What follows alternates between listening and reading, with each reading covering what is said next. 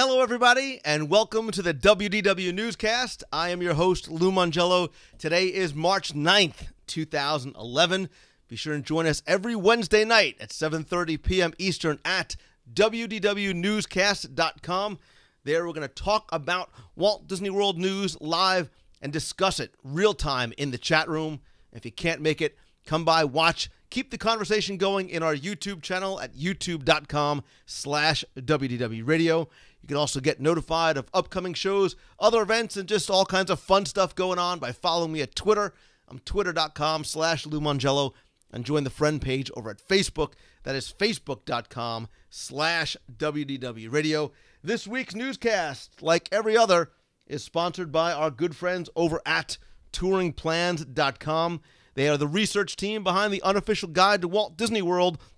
And if you are looking to maximize your time in Walt Disney World or Disneyland, you owe it to yourself and your family, really, to visit touringplans.com. There they have a crowd calendar telling you the best parks to visit for the next 365 days of the year. More than 150 different touring plans tailored to you and your family's touring style. They also have wait times, lots more, and you can also bring touring plans with you into the parks on your iPhone, Droid, any kind of smartphone by downloading the Lines application. For more information, to read their blogs, check out some of their free content, go and visit our sponsor over at touringplans.com. We have a lot of news to cover this week, and it's not about the Disney Dream. We are finally back from the WDW Radio Cruise. Want to catch you up on some things that have been developing over the past week and some things that may be coming in the future. First, let's move over to the Magic Kingdom and talk about Peter Pan's Flight. Obviously, one of the most popular, classic dark rides in all of Walt Disney World. Well, they are set for a bit of an expansion, not to the attraction itself, but to the queue. Permits have been filed to expand the queue for Peter Pan and at the same time demolish the Skyway building right next door. How are those two connected? Well, what's going to happen is Peter Pan's Flight, the queue, is now going to take over the restrooms that extend at the end of part of that queue. The Skyway building in Fantasyland, sorry to see you go, is going to be demolished. Those are going to be made into, I assume, Fantasyland-themed restrooms. Now, the interesting thing about this, and one of the things that I'm wondering about is, will this be an interactive queue? We're seeing that seems to be the trend. We see it, obviously, with Soarin', Space Mountain, Winnie the Pooh. I assume Haunted Mansion, which is going to open soon, is going to be interactive as well.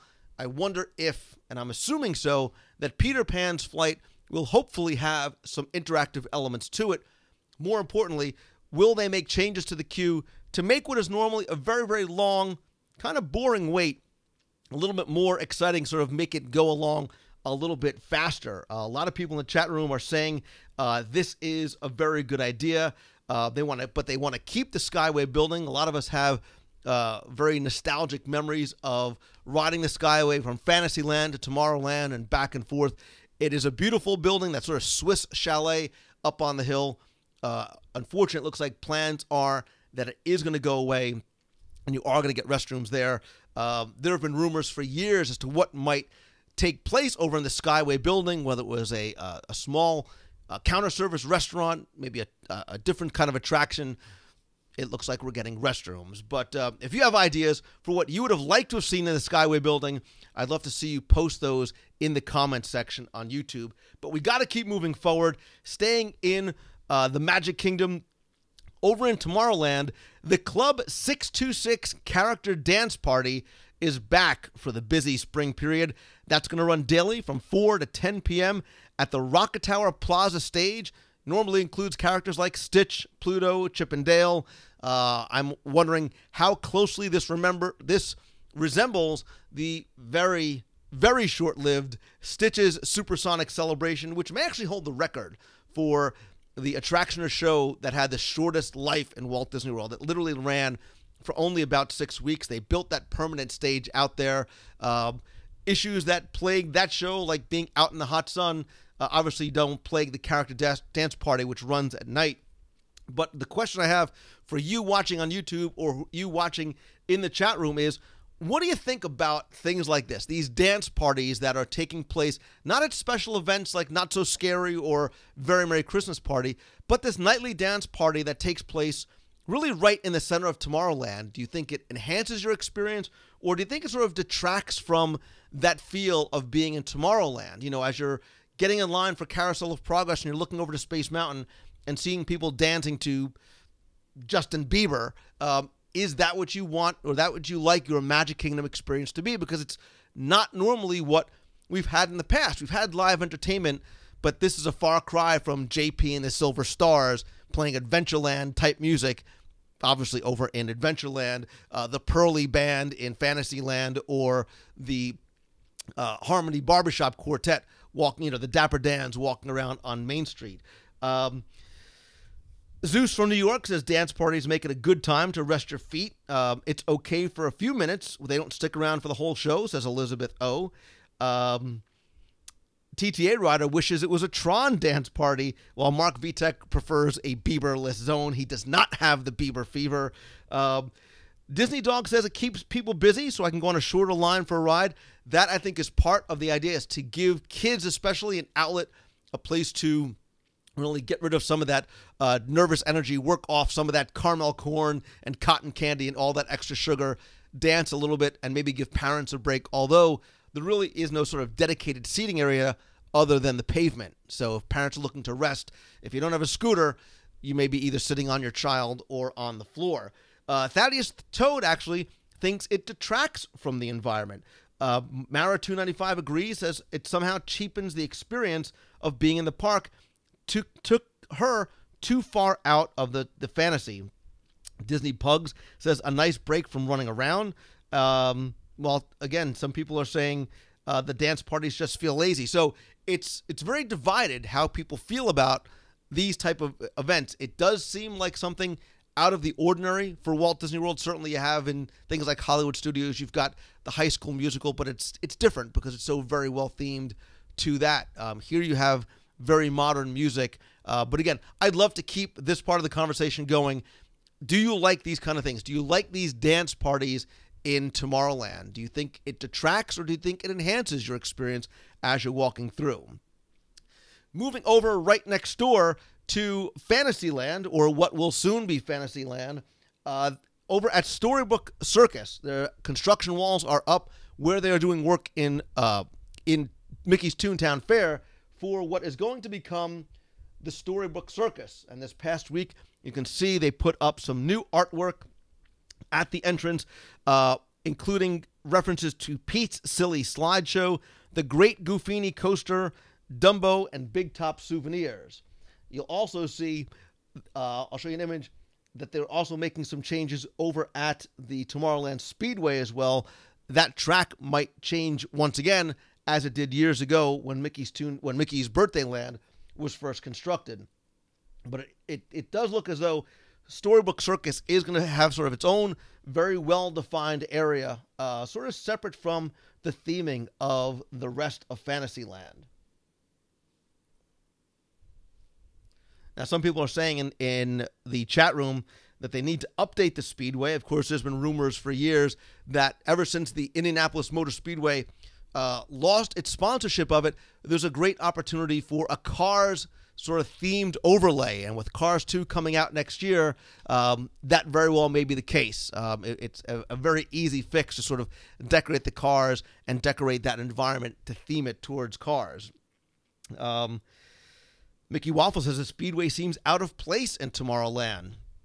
And I think it sort of probably was always that way. Even back in 1971, a Speedway was not very futuristic. But again, Tomorrowland itself is somewhat of a misnomer because sometimes we're looking back to look forward over in Tomorrowland. People love the idea of a Cars-themed overlay. I think that would make an already popular attraction even more popular. And oh, by the way, great possibility for merchandise kiosks right outside, like the small one that they have out there. I know I, for one, am very curious to see exactly what Storybook Circus Land is going to look like and how that is going to sort of be separated from the rest of Fantasyland. One bit of upsetting news for those of you that do miss Mickey's Toontown Fair It does appear as though Mickey and Minnie's houses have been completely demolished. From what I understand, the archives, the Walt Disney Archives, did go in there first, took a lot of stuff out of Mickey's and Minnie's houses, so it's good to know that that has been preserved, but those houses have been demolished. We're waiting for the Town Square Cinema, formerly the Town Square Exposition Hall on Main Street, to be the new home for Mickey and Minnie. Moving over to Epcot, quickly the conversation turns to food because Via Napoli over at Epcot is once again offering pizza by the slice at the counter service window outside the restaurant. That supposedly is going to be available through May 28th, 2011. That was open for a while during the busy holiday season. It closed around January 7th. It is open again. Not clear if this is going to be a permanent offering or just going to be open during the busy times of year. I've heard conflicting reports as to what people thought of the pizza that was served there because it is different from what I understand than the pizzas that are served inside. The menu items include cheese pizza, pepperoni pizza, and mini cannoli. Now, what I do understand, though, is that one change that has been made in a very good way is cheese pizza by the slice is now cheaper than before. It's now $4.50 as opposed to $6.50. I think what a lot of us who really enjoy Via Napoli would love to see would be some of the pizza options that they serve inside, like with the prosciutto and the artichoke and the 4-cheese pizza being offered at the counter service window outside. Maybe have some outside seating area would be a really nice addition to the exterior plaza of the Italy pizza.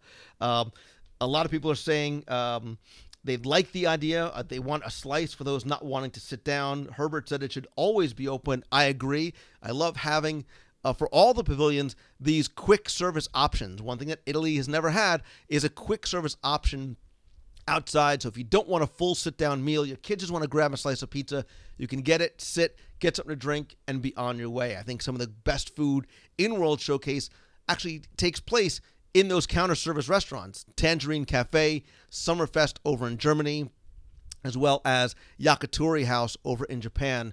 Those are some of my favorite places to eat. And, of course, the list goes on and on and on. If anybody has tried the pizza at the Via Napoli counter service restaurant, I'd love for you to comment either in the chat room here tonight or in the comment section. Let me know what you think and maybe how it compares to the pizza that's served inside.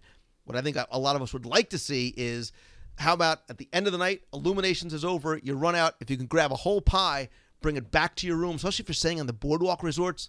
Imagine grabbing a pizza from Via Napoli, taking your box, going out and sitting maybe on your balcony at the boardwalk or the beach club and enjoying a pizza with your family. Just my 2 cents. 2011 is set to be the final year for Disney's Grad Night at Walt Disney World. It's going to continue over in Disneyland. For those of you that don't know what Grad Night is, it's where they dedicate and close the entire Magic Kingdom park to the public and open it especially for high school seniors. It gives them a chance to hang out with their classmates, meet high school seniors from around the country. There's live entertainment, dance parties, and of course the attractions are open. This has been something very, very popular for a number of years, but according to the Disney blog, I quote, "Will no longer be hosting Disney Grad Night after this year's event. With more leisure guests visiting in the springtime, it's becoming challenging to schedule special events during April and May. Instead, graduates have new opportunities to celebrate with us in the parks at more flexible and convenient times." Obviously, having to close the Magic Kingdom early for Grad Night seriously must be impacting revenue during the busy spring season. So if you are a high school senior, this is your chance to do it and experience it. I never did, but from those I know who did, and I see people talking about it already in the chat room. G8SR for Life went in 2005. Seem to really, really enjoy it. People are wondering if they're going to move it over to another park, maybe another park in Walt Disney World, maybe like Disney's Hollywood Studios. Maybe that might be a good sort of rollover location for it. A couple of people are upset. WDW 16/2011 said 2 years away and now I can't go. Amy Falk Peterman not happy about it. So again, it seems like things that both parents and their kids really looked forward to. Kids to enjoy time in the parks, parents for a good excuse to go down and visit Walt Disney World. Finally, our last bit of news and something I want to talk to you guys about, certainly want your feedback on, is over in downtown Disney because Ridemakerz which is located in the former home of the Virgin Megastore, just received an award as Pop-Up Store of the Year by Chain Store Age magazine, and then said they'll be closing in downtown Disney on April 30th, 2011. Now, we certainly believe that when Ridemakerz opened and took over this 16,000 square foot venue, that it appeared to be permanent, although they obviously had a lot of space to work with in there. There is a whole second floor, which Ridemakerz did not take advantage of. There is a lot of movement going on. There's a lot of things happening right now in downtown Disney. The Harley-Davidson store is closing. That's going to move locations. Certainly we know that Hyperion Wharf is coming. If I was a betting man, and I am, I think there's going to be also a lot of changes coming to downtown Disney West Side as well. And certainly there's been rumors for a long time about what may become the permanent home for the Virgin Megastore. Rumors have swirled for years that it could be a mega Apple store. Certainly there is that Apple-Disney connection. But I don't know that maybe that would do very well. I don't think people come to Walt Disney World to go shopping for computers and iPhones. What I do think might come, and I'd love to hear your thoughts on this, is not a single location. Again, you're talking about 16,000 square feet. That is a lot of retail space to take up. Instead, what I think or expect, or who knows, maybe hope might happen, is to almost maybe turn that into like a little mini mall of sorts. Again, you've got 2 stories in there to work with, a lot of potential retail space, maybe too much for just one participant, but certainly 3, 4, 5, however many you could shoehorn in there might be a great location. Again, you also have a great indoor space that you can use as well, especially for bad weather. People are throwing out a couple of different ideas. They like the mini mall idea. Barnes and Noble. Again, you're talking about some of these big stores that are certainly very expensive to put in there. Would a store like that do well in downtown Disney? What single store, if any, do you think could survive in that location? Obviously, the Virgin Megastore was unable to for one reason or another. Certainly, many of us get our music and videos digitally now. We don't actually go out and buy the physical product anymore. I think that was part of the problem there. Lasix is saying a Walmart. That might be a little bit too small for that. And again, you have to think about the type of venue that downtown Disney and what Hyperion Wharf is going to bring there. It's going to be a nighttime entertainment district. So it's not going to be a place, I think, that people are going to go because they need to run to Walgreens and get deodorant. They're going down there for sort of leisure shopping, for souvenirs or specialty items, whatever it might be. DBTN 1971, as well as Rooster to Be, said bowling is an option. Now remember, bowling was supposed to open this year over at Disney's Wide World of Sports. They were going to have a championship level bowling alley opening there. That project was also pushed back. They announced that, I believe, maybe 2 years ago. I thought it was a great idea having bowling coming there because, again, you talk about things for families of every age to do together at night or in the bad weather. I think bowling would have been a great opportunity there. I hope that idea, like every good idea, is not lost, and eventually that does come to the Wide World of Sports. I think we're seeing a trend towards Wide World of Sports becoming a destination, not just if you are an athlete, but if you are interested in sports. There are a lot of different things now to go and see. Spring training is going on there right now. There's a lot of athletic events. There's an ESPN, there's the sports bar down there as well. So I think bowling would be a great addition to Wide World of Sports. Dan Morello says, how about an ice skating rink? Another interactive gaming area like Disney Quest, says Disney Daddy. People are loving the idea of bowling. Disney 05 and TTA Rider, I was waiting for somebody to say this, and I think this would be an ideal and a perfect fit in there. And the thing that could fill this venue would be a Disney museum. A Walt Disney World museum. This is the 40th anniversary of Walt Disney World. The timing is perfect. There is nothing like it. The closest thing that we have to a museum is the Walt Disney Family Museum, which is up in San Francisco. Certainly not meant to be about the theme parks. It's about Walt Disney the man. We'll talk about that on a future show, certainly. But I think many of us would love to go and would spend a lot of time, and Disney, if you're listening, we would spend money to visit a Walt Disney World museum. You have all these things in your archives. that you could put on display and share and rotate through. You saw how popular the Epcot 25th anniversary exhibit was. Imagine what you could do with that space. And again, certainly there are merchandise opportunities there as well. If I had to pick a single thing to go in there, it didn't have to be a store. I think a museum, and again, you've got a ton of space to work with in there. You could make it a Disney Parks Museum, a Walt Disney World Museum. You can include things about Walt Disney. Again, you've got a lot of space to work with. That might be it. We would certainly pay extra to go in and do that, and I think that would really continue to make Hyperion Wharf and Downtown Disney very much a destination. It seems like a lot of the people in the chat room are loving this idea. I think it's something that adults and kids could go to together. Yes, Mrs. Evie, you could see a 20,000 Leagues Under the Sea sub in there, again, because you've got that space.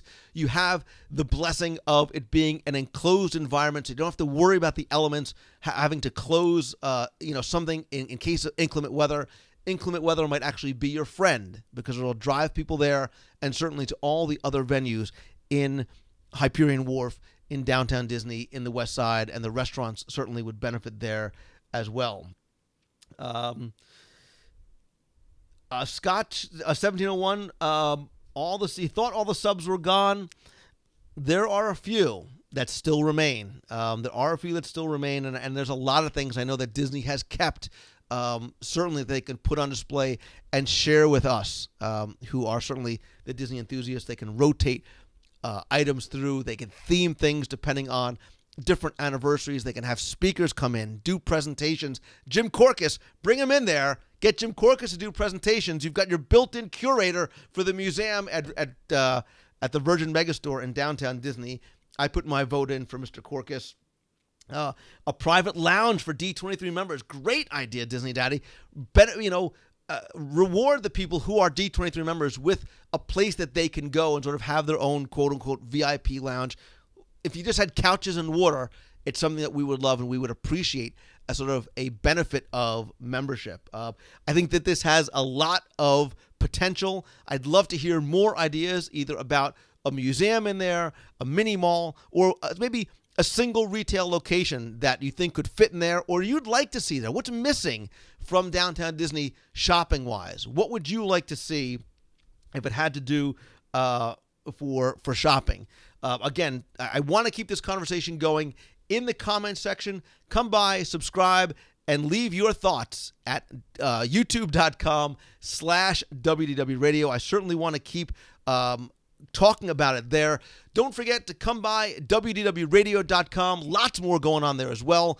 There you can find our blog posts, videos, which you can also find on YouTube, our fun, friendly, safe discussion forums.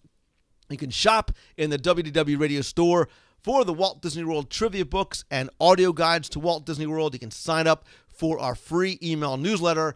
Go to iTunes, download the free WDW Radio iPhone app. Also be sure and subscribe to the show there. Just do a search for WDW Radio. If you have a question, you can email me at lou@WDWradio.com, or to be heard on the air, call the voicemail 888-703-2171. Thanks again to our sponsors over at touringplans.com. Thanks to everybody who has been chatting this evening in the chat room. Hope to see you next Wednesday, every Wednesday at 7:30 p.m. Eastern at WDWNewsCast.com. And again, don't forget to come by and subscribe to the podcast each and every week. I will put the audio-only portion of the newscast in the podcast feed. So to everybody watching in the chat room, to you watching on YouTube, thanks for your time. Thanks for watching. See ya.